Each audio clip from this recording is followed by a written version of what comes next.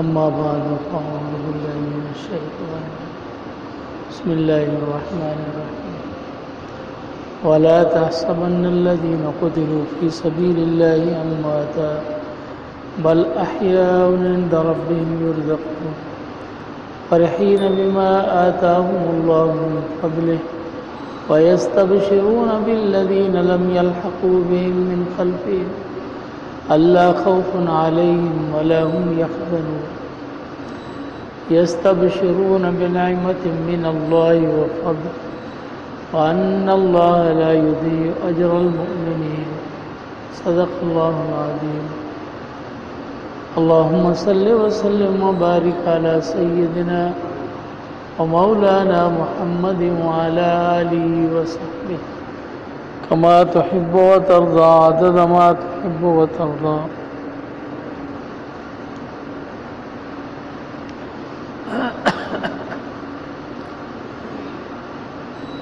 میرے محترم عزیزوں،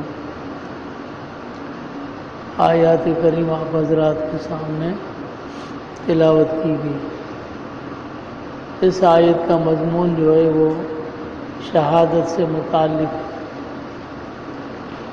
جو اللہ کے راستے میں شہید ہو، اللہ تعالیٰ نے اس کے بارے میں یہ آیت نازل فرمائی، اور اس آیت کا شان نزول غزوہ احد میں جب صحابہ کرام رضی اللہ تعالیٰ اجمعین شہید ہوئے تو اللہ تعالیٰ نے قرآن کریم میں جو آیتیں نازل فرمائی، یہ ان میں سے ایک آیت ہے۔ اور دوسری آیت جو سورہ آل عمران میں ہے، جس میں اللہ نے فرمایا إِن يَمْسَسْكُمْ قَرْحٌ فَقَدْ مَسَّ الْقَوْمَ قَرْحٌ مِثْلُهُ وَتِلْكَ الْأَيَّامُ نُدَاوِلُهَا بَيْنَ النَّاسِ وَلِيَعْلَمَ اللَّهُ الَّذِينَ آمَنُوا وَيَتَّخِذَ مِنكُمْ شُهَدَاءَ وَاللَّهُ لَا يُحِبُّ الظَّالِمِينَ۔ اللہ فرماتے ہیں اگر غزوہ احد میں آپ کو یہ مصیبت اور تکلیف پہنچی ہے تو آپ نے بھی تو ان کو زخم پہنچایا اس سے پہلے بدر میں، اور یہ جنگیں جو ہیں یہ ہم لوگوں کے درمیان میں یہ دن پھیرتے رہتے ہیں، کبھی کسی کا ڈول بھرتا ہے کبھی کسی کا۔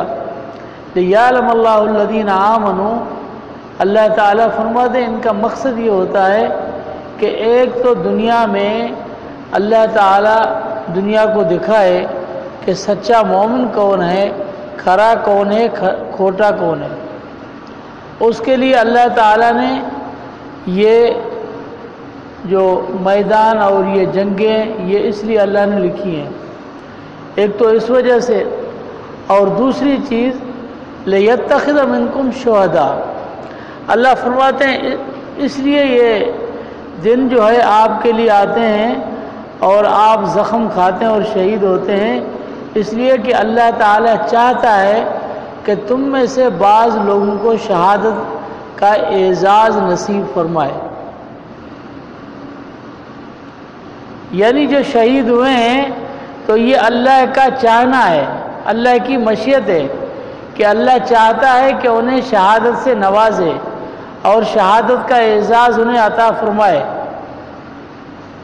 تو قرآن کریم کی آیات سے یہ چیز سمجھ میں آئی کہ شہادت جو ہے ایک تمغہ امتیاز ہے اور ایک اعزاز ہے۔ شہادت ایک بہت بڑا عہدہ اور بہت بڑا رتبہ ہے۔ وَمَن يُطِعِ اللَّهَ وَالرَّسُولَ فَأُولَٰئِكَ مَعَ الَّذِينَ أَنْعَمَ اللَّهُ عَلَيْهِم مِّنَ النَّبِيِّينَ وَالصِّدِّيقِينَ وَالشُّهَدَاءِ وَالصَّالِحِينَ، چار جماعتوں کو اللہ نے ذکر فرمایا، نبیوں کو، صدیقین کو، شہداء کو، صالحین کو۔ نبی میں نبوت ایک عہدہ اور ایک اعزاز ہے، صدیقین میں صدیقیت یہ عہدہ اور اعزاز ہے۔ ہاں، صالحین میں کیا ہوتا ہے؟ کوئی قرآن کا قاری ہے، کوئی عالم ہے، کوئی حافظ ہے۔ قاری ہونا، حافظ ہونا، عالم ہونا یہ ایک قسم کا اعزاز ہے اور یہ ایک قسم کا عہدہ ہے۔ تو باقی درمیان میں جو شہادت ہے، تو شہادت کیا کوئی ماتم کی چیز ہے؟ کہ میرے گھر میں کوئی قرآن کا حافظ ہو جائے تو مجھے بتا دے بھائی آپ کو مبارک ہو، آپ کے گھر میں حافظ ہوا، تو میں سینہ پیٹنا شروع کر دوں۔ کسی کو نبوت ملی تو وہ سینہ پیٹنا شروع کر دے۔ اللہ فرماتے ہیں 4 انعامات ہیں، نبوت، صدیقیت، شہادت، صالحیت، یہ 4 انعامات ہیں، یہ 4 تمغہ امتیازات ہیں۔ تمغہ امتیازات پر مبارکبادیں پیش کی جاتی ہیں، سینہ نہیں پیٹا جاتا۔ یہ مبارکباد کی چیزیں ہیں، مبارکباد کے مستحق ہیں وہ جن کو اللہ تعالی نے یہ نعمت نصیب فرمائی۔ ہاں کتنا بڑا اعزاز ہے۔ اللہ فرماتے ہیں یتخذ منکم شہداء، میں چاہتا ہوں کہ تم میں سے کچھ کو شہید بناؤں، شہادت کے مرتبے پر فائز کروں۔ اور یہ جو آیت ہے اس میں غزوہ احد میں جیسے صحابہ شہید ہوئے تو حضرت جابر رضی اللہ تعالیٰ عنہ کے والد حضرت عبداللہ وہ بھی شہید ہوئے۔ بہت بڑے عجیب آدمی تھے۔ جب حضرت عبداللہ شہید ہوئے تو حضرت جابر رضی اللہ تعالیٰ عنہ حضور نے اس کو دیکھا اور فرمایا کہ یا جابر مالی ارا کا حزینہ، مالی ارا کا مغمومہ، میں تجھے دیکھ رہا ہوں کہ تو بہت بڑا غمگین ہے اور بہت پریشان ہے، تو کیوں پریشان ہے؟ اس نے عرض کی یا رسول اللہ ایک تو اپنے باپ کی اس شہادت کی وجہ سے اور اس کی جدائی کی وجہ سے پریشانی ہوتی ہے انسان کو کہ باپ نے جو ہے وہ تقریباً 9 وہ میری بہنیں چھوڑی ہیں، اب اس کی پرورش کے لیے میں پریشان ہوں، یہ 9 بیٹیاں جو میری بہنیں ہوئیں تو اس کی وجہ سے بھی پریشانی ہوتی ہے۔ تو جب حضور نے حضرت جابر رضی اللہ تعالیٰ عنہ کو وہ غمگین دیکھا تو حضور نے فرمایا اے جابر تجھے پتہ ہے کہ اللہ تعالیٰ نے تیرے باپ کے ساتھ کیا معاملہ کیا؟ اس نے کہا یا رسول اللہ بتائیں۔ حضور نے فرمایا ان اللہ کلمہ کفاحً، اللہ تعالیٰ نے تیرے باپ کو یہ اعزاز بخشا، شہید کو یہ اعزاز بخشا کہ اللہ نے اس سے براہ راست بات کی۔ اللہ تو براہ راست کسی سے بات نہیں کرتے، لیکن تیرے باپ کے ساتھ اللہ نے براہ راست بات کی اور اللہ نے فرمایا تمنا یا عبداللہ، اے عبداللہ مانگو، کیا مانگتے ہو؟ تیرے باپ سے اللہ نے کہا۔ پھر تیرے باپ نے کیا کہا؟ جواب میں تیرے باپ نے کہا اے اللہ میں چاہتا ہوں مجھے دنیا میں واپس بھیجو اور پھر میں زخم کھا کر اور شہید ہو کر پھر تیری ذات کے ساتھ ملوں۔ تو اللہ نے فرمایا یہ تو نہیں ہو سکتا کہ دوبارہ میں تجھے دنیا میں بھیجوں، دنیا میں بھیجنا تو ممکن نہیں ہے۔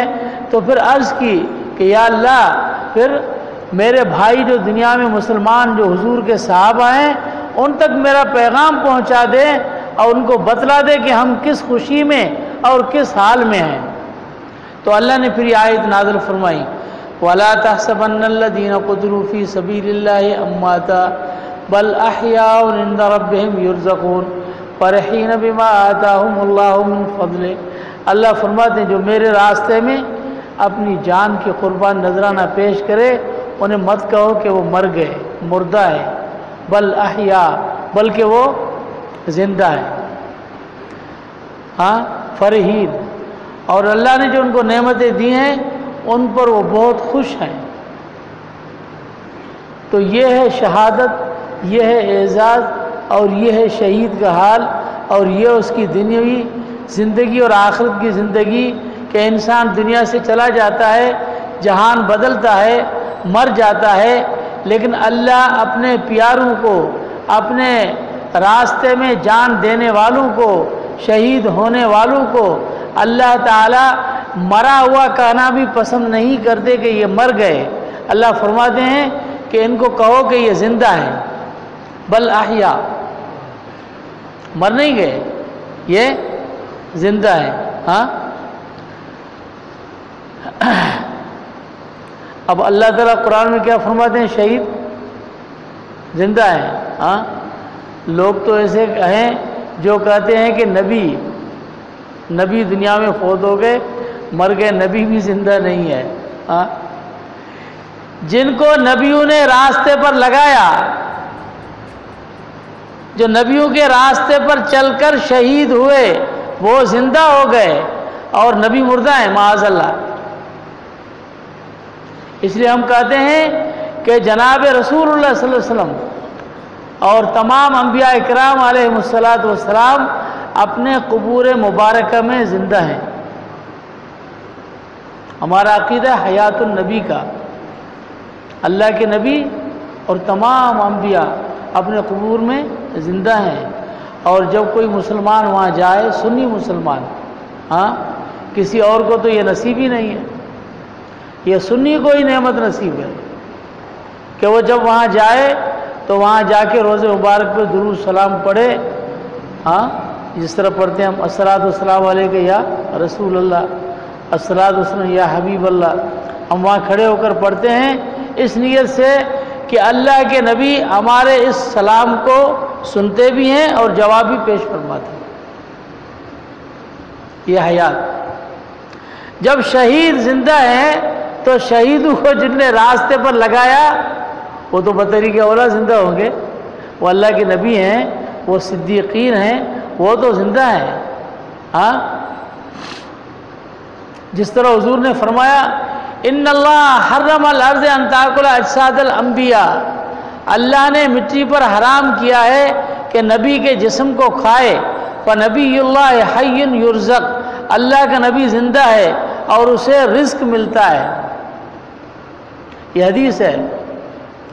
تو علامہ قرطبی رحمہ اللہ نے احکام القرآن میں لکھا ہے کہ نبیوں کے لیے تو صراحت ہے، لیکن جو اس کے راستے پر چلنے والے علماء ہیں اور دوسرے صالحین ہیں، نیک لوگ ہیں، تجربہ یہی ہے کہ اللہ تعالیٰ ان کے جسم کو بھی قبروں کے اندر اس طرح رکھتا ہے کہ محفوظ کر کے کہ مٹی اس کے جسم کو نہیں کھاتی۔ یہ تجربہ ہے، صحابہ کرام میں بھی تجربہ ہو چکا ہے، اس کے بعد بھی تجربہ ہو چکا ہے۔ صحابہ کرام فرماتے ہیں، حضرت ابو سعید خدری رضی اللہ تعالیٰ عنہ فرماتے ہیں کہ حضرت معاویہ رضی اللہ تعالیٰ عنہ کے زمانے میں ہم نے شہداء احد حضرت حمزہ رضی اللہ تعالیٰ عنہ کی جسم مبارک کو نکال کر دوسری جگہ دفن کیا تو جسم سے خون بہہ رہا۔ کتنا زمانہ ہو گیا؟ ہاں 40 سال سے اوپر کا زمانہ۔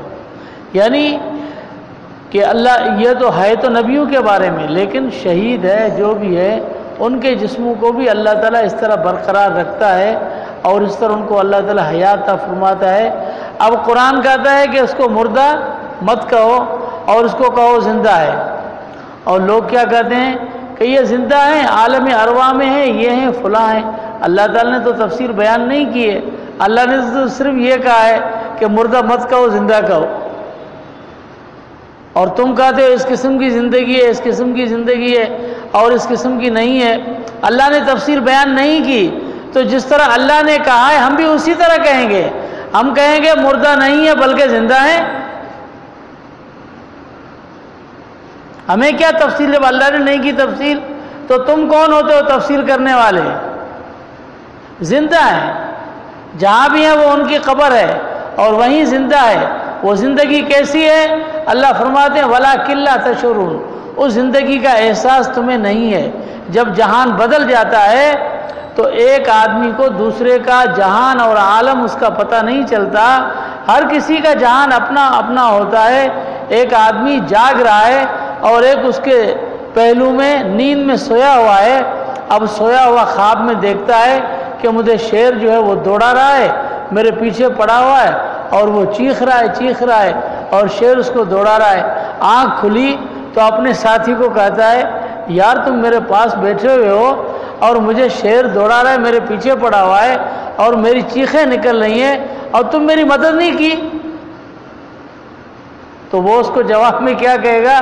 وہ کہے گا بھائی میں آپ کی مدد نہیں کر سکتا، اس لیے کہ آپ کا جہان اور ہے اور میرا جہان اور ہے۔ اگر نیند میں سونے والا اور جاگنے والا یہ ایک دوسرے کے جہان کو محسوس نہیں کر سکتے اور یہ جہان الگ ہے، تو قبر میں سونے والا اور جاگنے والا قبر کے زمین کے اوپر چلنے والا، اس کے جہان الگ ہیں، یہ دونوں ایک دوسرے کو اللہ فرماتے ہیں وَلَٰكِن لَّا تَشْعُرُونَ، محسوس نہیں کر سکتے، تمہیں احساس نہیں ہے۔ لیکن احساس نہ ہونے کا مطلب یہ تو نہیں ہے کہ جو تم نہیں دیکھتے وہ کچھ بھی نہیں ہے، بلکہ جو تم دیکھتے ہو وہ کچھ نہیں ہے، اور جو تم نہیں دیکھتے وہ سب کچھ ہے۔ تو نے اپنی روح کو دیکھا ہے؟ کسی نے دیکھا ہے؟ نہیں دیکھا نا، وہ سب کچھ ہے۔ اگر وہ نہ ہو تو تم ہی نہ ہو۔ جس کو ہم دیکھ رہے ہیں وہ تو کچھ نہیں ہے، باڈی ہماری جس کو ہم دیکھ رہے ہیں یہ تو کچھ نہیں ہے، یہ تو سڑ گل جائے گی۔ اور جس کو ہم نہیں دیکھ رہے وہ تو سب کچھ ہے۔ تو ہماری نظر کیا ہے؟ جو ہماری نظر میں آتا ہے وہ تو کچھ نہیں ہے۔ ہم پورے جہان کو دیکھ رہے ہیں، اللہ فرماتے ہیں کچھ نہیں ہے۔ اور جس کو ہم نے نہیں دیکھا، عالم آخرت، اللہ فرماتے ہیں وہی سب کچھ ہے۔ تو وہ تو ہم نے نہیں دیکھا۔ تو بھائی یہاں ضابطہ ہمارا نہیں ہے، یہاں ضابطہ یہی ہے کہ جو ہم دیکھ رہے ہیں وہ کچھ نہیں ہے، اور جو ہم نہیں دیکھ رہے وہ سب کچھ ہے۔ تو ہم نے قبر کا جان نہیں دیکھا، آخرت کا نہیں دیکھا، شہداء کی زندگی ہم نے نہیں دیکھی، انبیاء کی زندگی ہم نے نہیں دیکھی، یہ سب کچھ ہے، یہ حقیقت ہے۔ اور جو کچھ ہم دیکھ رہے ہیں یہ سب کچھ دھوکہ ہے، اس کی کوئی حقیقت نہیں ہے۔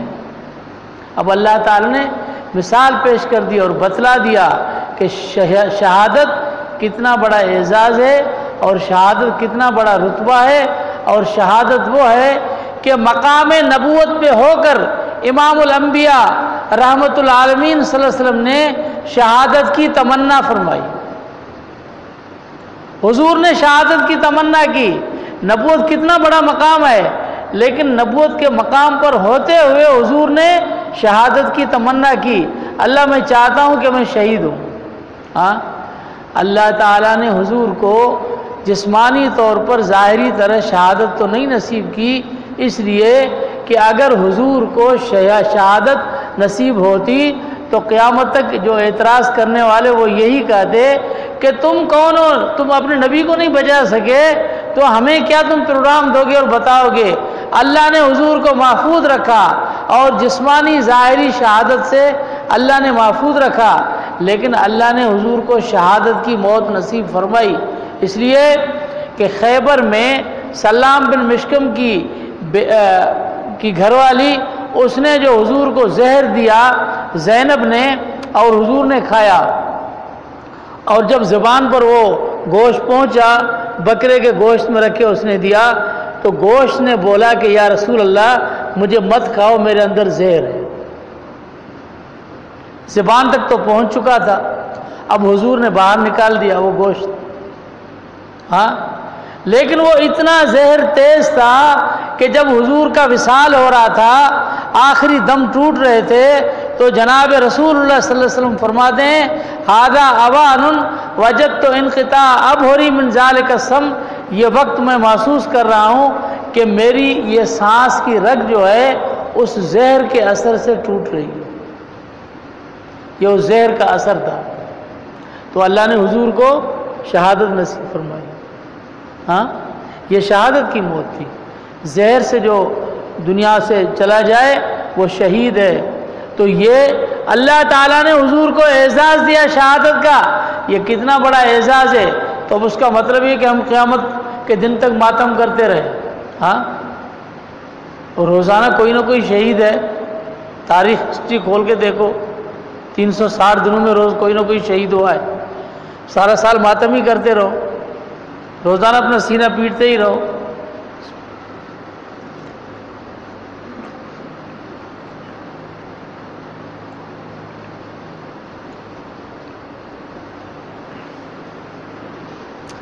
دین تاریخ سے نہیں آتا، یہ بات سمجھ لیں کہ بھئی یہ تاریخ ہے۔ ہاں، لوگ آپس میں بیٹھتے ہیں، ہمارے بڑوں کی یہ تاریخ ہے، ہم اس تاریخ کو دہراتے ہیں۔ بڑوں کی تاریخ پر چلنا دین نہیں ہے۔ بڑوں کی تاریخ پر تو مشرکین مکہ چلتے تھے، اور بڑوں کی تاریخ پر تو جو قومیں اپنے رسم و رواج پر چلتی ہیں وہ دنیا میں کچھ نہیں کر سکتی، ترقی نہیں کر سکتی.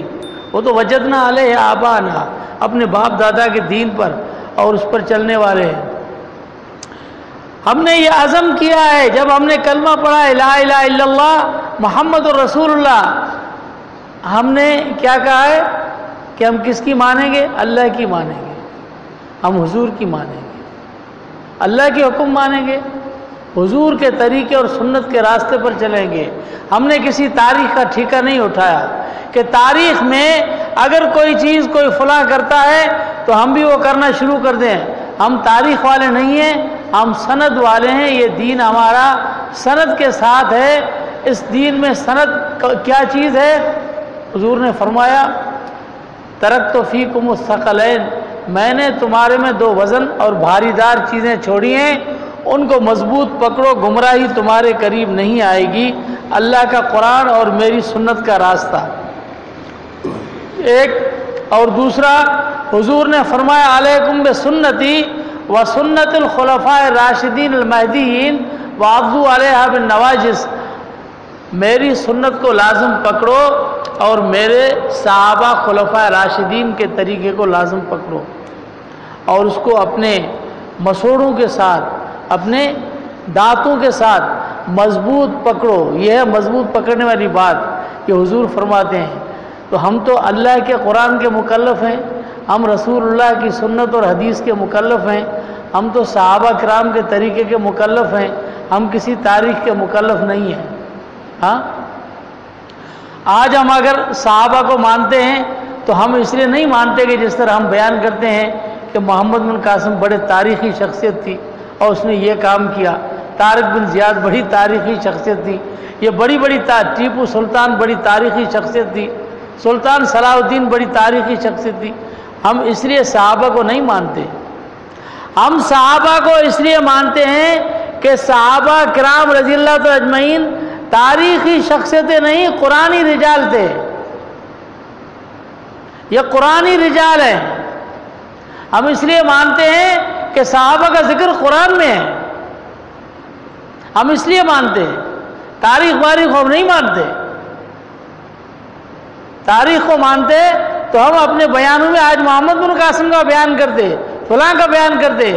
صحابہ کا تذکرہ اس لیے کرتے ہیں کہ صحابہ قرآنی رجال ہیں، قرآن کی شخصیتیں ہیں اور قرآن نے ان کا ذکر کیا ہے، قرآن نے ان کا دفاع کیا ہے. صحابہ کو جنتی قرآن نے کہا ہے، صحابہ کے لیے رضامندی قرآن نے ذکر کیے ہیں، مغفرت قرآن نے ذکر کیے ہیں، اللہ کی رضا قرآن نے ذکر کیے اور حضور کے ساتھ ہم اس لیے مانتے ہیں. ہاں تو یہ تو نہیں ہے کہ کسی ایک صحابی کی بات کرو اور ایک کے نام پر اپنے آپ کو زندہ رکھو اور باقی سبنوں پر لانو شتم کرو معاذ اللہ اور اس کے خلاف بولتے رہو. ہاں صحابہ کرام پر سب سے پہلے گالیاں دینے والے اور صحابہ کرام پر بکواس کرنے والے ابن سبا تھے، عبداللہ ابن سبا تھے. اب کسی کی مرضی ہے، کوئی عبداللہ ابن سبا کی سنت پر چلے اور کوئی جناب رسول اللہ صلی اللہ علیہ وسلم پر نازل کیے ہوئے قرآن کو مانے، مرضی ہے. ہم تو قرآن کو مانتے ہیں، ہم تو رسول اللہ کو مانتے ہیں، ہم تو صحابہ کو اہل بیت کو مانتے ہیں، ہم تو ان کو مانتے ہیں. اور جو لعن و طعن کرتے ہیں وہ تو ابن سبا کی سنت پر چلتے ہیں. ہاں آج آپ دیکھو ہمارے اس ملک پورے پاکستان میں ہاں جن بکواس کرنے والوں پر FIR کٹی ہوئی ہیں ان میں ایک بھی سنی نہیں ہے کہ کسی سنی نے نبی اور صحابی کی توہین کی ہو اور اس پر کوئی FIR کٹی ہو. پورے پاکستان میں ایک بھی نہیں ہے. تو جو ہیں ان کو کہو نا، جو کرتے ہیں، جو نہیں کرتے ان کو کہتے ہیں کہ آپ مت کرو، اور جو کرتے ہیں وہ تو کریں گے، ان کا مذہبی حصہ ہے. ہاں تو بھئی گالی تو اپنے ماں باپ پر کوئی بھی برداشت نہیں کرتا. صحابہ پر ہم اپنے ماں باپ پر گالی برداشت نہیں کرتے تو اپنے بڑوں پر، صحابہ پر، ازواج مطہرات پر اہل بیت پر، حضور کی ذات اقدس پر کون گالی برداشت کر سکتا ہے؟ ہاں دیکھ لیں ایف آئی آر کس پہ کٹی ہوئی ہے۔ اللہ سمجھ عطا فرمائے مسلمانوں کو، اصل دین میں ادب ہے، اور پھر بے ادب کو اس لیے کہتے ہیں کہ جو بے ادبی کرتے ہیں، صحابہ کرام کے خلاف بولتے ہیں، سب سے بڑی چیز یہ ہے کہ ان کا سینہ علم سے بھی محروم ہے اور ان کا سینہ قرآن کی دولت سے بھی محروم ہے۔ ان کے سینے میں اللہ قرآن کی دولت نصیب نہیں کر سکتا، اپنا علم نہیں دے سکتا جس کے سینے میں صحابہ کا بغض ہے، کبھی نہیں ہو سکتا۔ اللہ سمجھ عطا فرمائے۔ ہاں ہم رسم و رواج پر مت چلے، تاریخ پر مت چلے، قرآن و سنت پر چلے، قرآن کے راستے پر چلے، رسول اللہ کی سنت پر چلے۔ تاریخوں سے رسموں سے دین نہیں آتا، دین کے آنے کا طریقہ وہی ہے جو اول زمانے میں تھا، وہی ہے اور قیامت تک وہی رہے گا۔ دنیا بدل جائے گی، قرآن نہیں بدلے گا، حضور کی سنتیں نہیں بدلیں گی، یہی رہیں گی، اور انسان کی فلاح کا طریقہ نہیں بدلا۔ اگر انسان کی انجن بدل گئی تو طریقہ بدلے گا، اگر انجن وہی ہے جو پہلے زمانے والے انسان کی تھی، دماغ اور دل اور عضوے وہی ہیں، تو پھر اصلاح کا طریقہ بھی وہی ہے، جنتی بننے کا طریقہ بھی وہی ہے۔ اللہ ہمیں سمجھنے عمل کرنے کی توفیق عطا فرمائے۔ آخر دعوانا الحمدللہ رب العالمین۔ اللہم صلی اللہ علیہ وسلم۔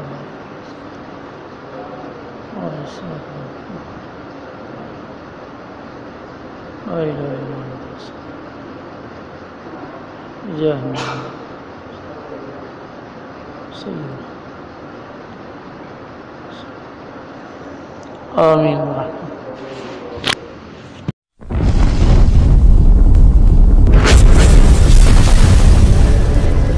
Subscribe my YouTube channel.